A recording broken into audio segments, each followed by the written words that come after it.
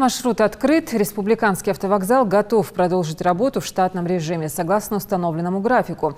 Напомним, что работа Республиканского автовокзала была приостановлена на месяц в связи с отсутствием регистрации в реестре Минтранса России, оценки уязвимости и плана объекта. На сегодняшний день, по словам представителя Компромсвязи региона, все нарушения устранены.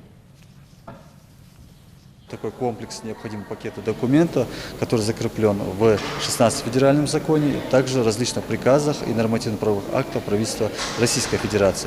На сегодняшний день у нас имеется категория объекта, нам присвоили третью категорию. Соответствующая категория занесена в реестр категоризированных объектов транспортных средств и инфраструктуры. На сегодняшний день у нас также имеется договор на проведение оценки уязвимости данного объекта. Срок завершения данных работ 22 октября.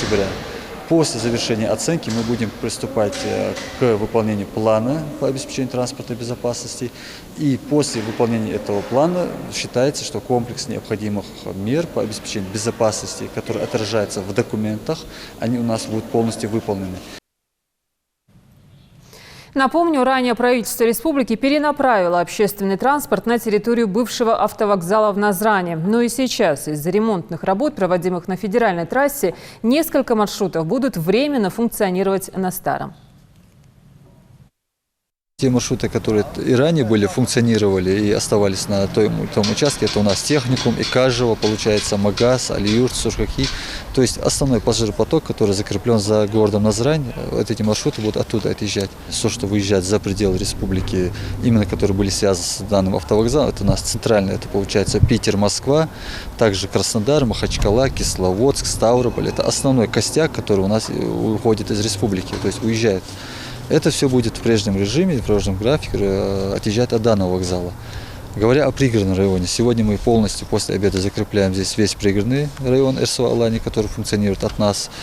13-й «Газели», «Семерка», «Единичка» тоже будут функционировать от данного вокзала. Поступают порядка 10 уже предложений о рассмотрении возможности, чтобы оставить деятельность автовокзала там же в Назране. У нас есть ряд протокольных поручений, в рамках которых мы этот вопрос рассматриваем, в том числе и поручение было правительству республики, мы тоже там принимаем свое участие, о создании альтернативного такого участка или создании альтернативного автовокзала в городе Назрань. Ну, вопрос мы будем совместно с администрацией города прорабатывать, потому что это будет уже городской автовокзал, чтобы создать дополнительно транспортный пересадочный узел или же создание такого опорного пересадочного пункта в городе Назрань.